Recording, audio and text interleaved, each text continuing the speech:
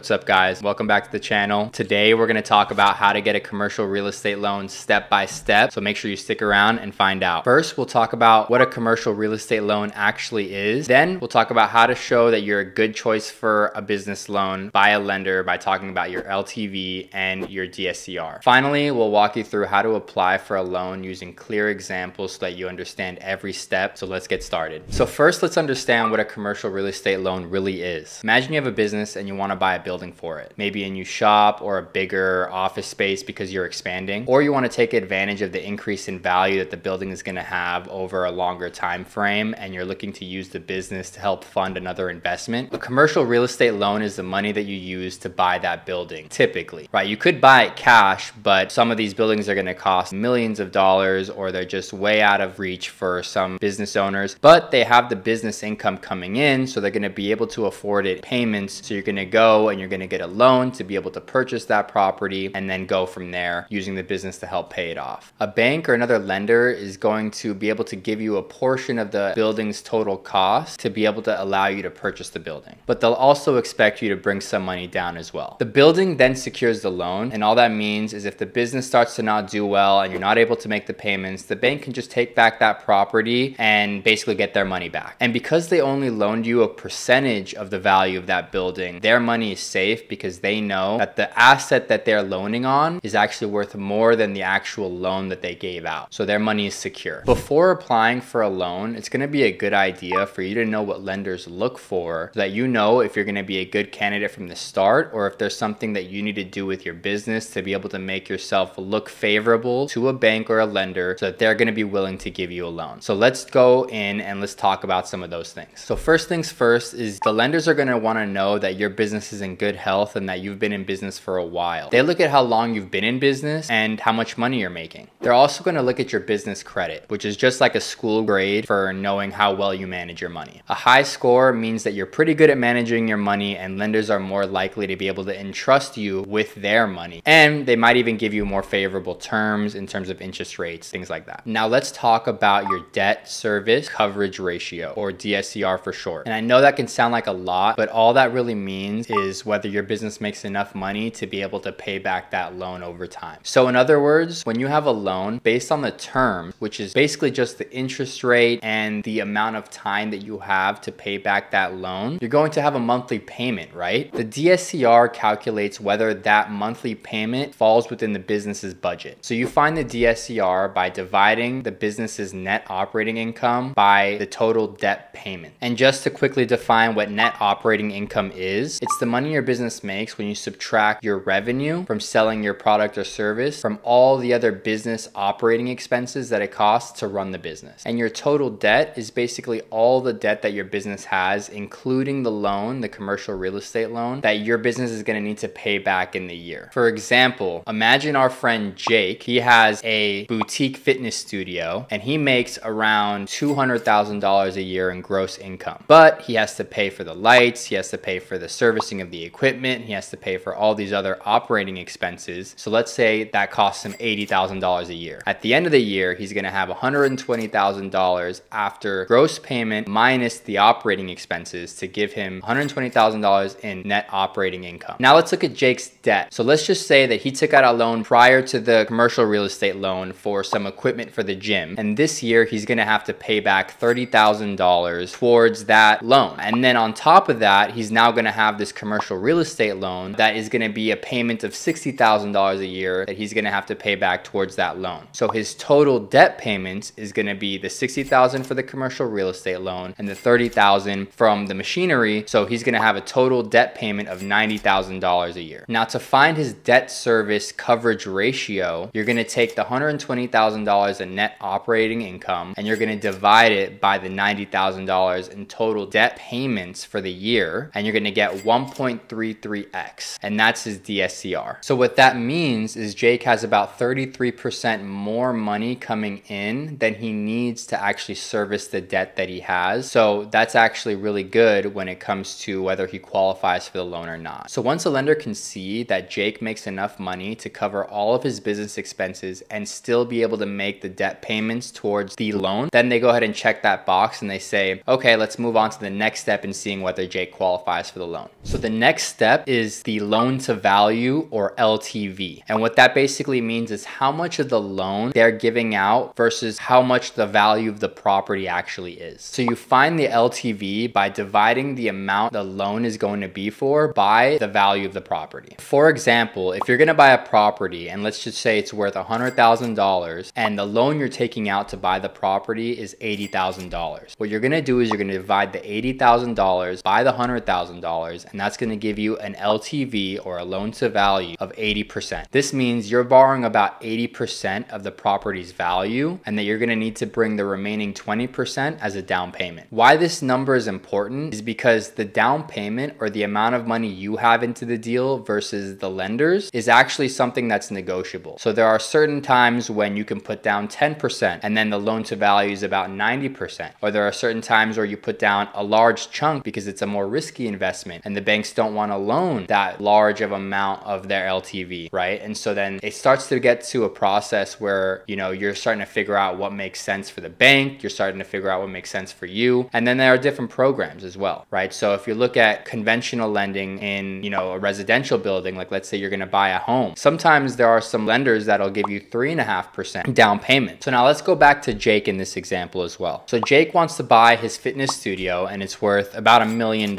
And he's going to bring about $250,000 into the deal, and he's going to get out a loan for $750,000, which is about 75% of the total value of the property of $1 million. So the LTV is about 25% in this example. If you remember the first example, I said 80%, and this example I'm saying 75%. And then let's say in another example, it would be 60% LTV, which just means the bank is loaning, let's say 60% of the total property value to you to purchase that property. So the less money a bank is giving you to be able to purchase a property that's worth a lot more, the more secure that bank is. Why? Because they know that they're giving $600,000 for a property that's worth $1 million. And if the lender ends up needing to recoup their money by taking back that building, they know they're getting $1 million building and they only gave $600,000. So when you think of it like that, you think, okay, the lower the LTV, the lower the loan is to the value of the property, the more safe of an investment that is for the lender. The lower the LTV, the better. That's all you need to remember.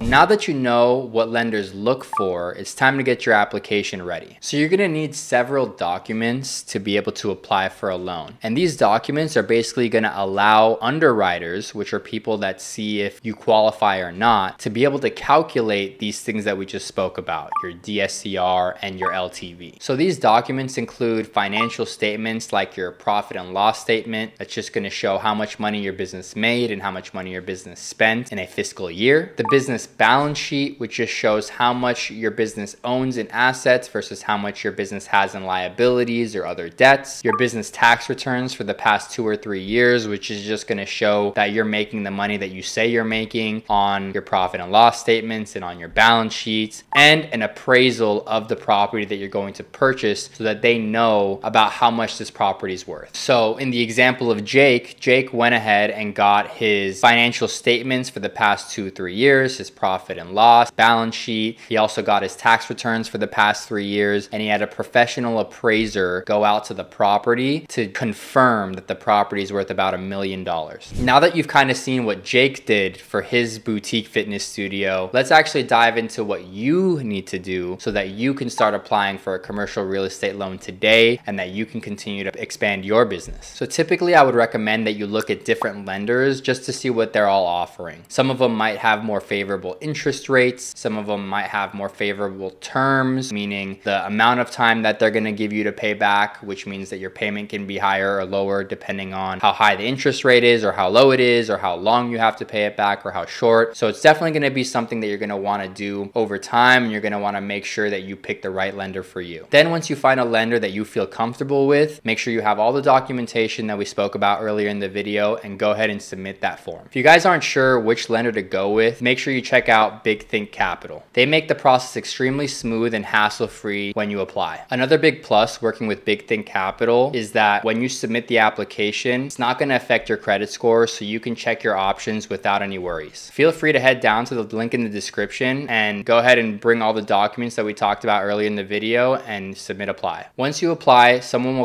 contact you and they'll make sure that they have every question that you have answered so that you feel comfortable going with them to take out your commercial real estate loan. Finally, here are some tips to make sure that your application is as strong as it can be. You want to make sure that your business has been doing well for a few years and that your income can cover the servicing of that debt. Remember that a DSCR of about 1.25x and an LTV of about 80% are good targets to aim for. Make sure you have your financial statements, your tax documents, and the property appraisal ready, and make sure you know what terms like DSCR and LTV are when you're going and talking with the lenders. If you're unsure about anything, make sure you talk to a financial advisor. They're going to be able to bring more information to the table and make sure you feel comfortable in the decision you're making. And that's everything you need to know about applying for a commercial real estate loan. By following these steps and understanding the process, you're going to be able to get the right financing you need to be able to grow and expand your business. If you found this video helpful, make sure you like and subscribe. We make lots of videos to help you start and grow your business. Thanks. See you next time.